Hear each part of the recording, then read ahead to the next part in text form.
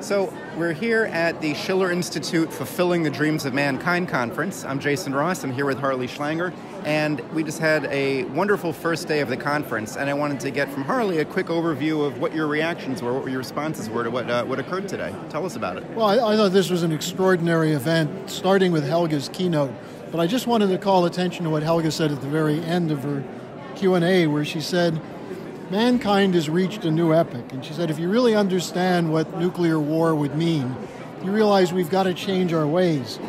And she said that she likes Schiller's idea that you love mankind more than your nation, that you can be a patriot and a world citizen, but world citizenship comes first. We saw that exemplified here today. We had people from Africa, from Egypt, from China, right, from all over the world talking about this great project, the New Silk Road, and its implications for the future of mankind.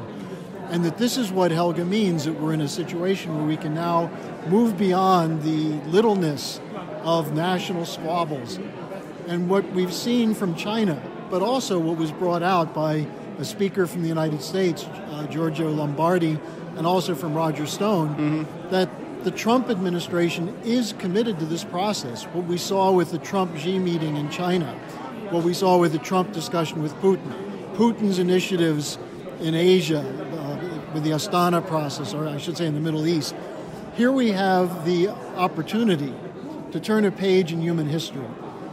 We also had a very interesting speech from Marco Zanni, a member of the European Parliament from Italy, who pointed out that the European system is dead. The European Union doesn't function. The attempt to protect the banks is destroying the nations. And so I think, again, this was an extraordinary day.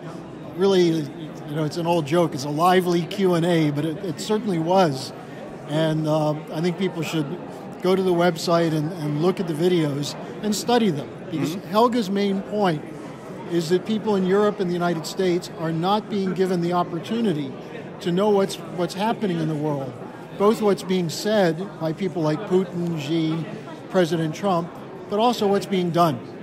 And the presentation from the Chinese representative, Professor He, really was quite fascinating in terms of both her energy and her passion, but also what she was saying about how China is not out to change the world or dominate the world, but to do what's good, do what's right.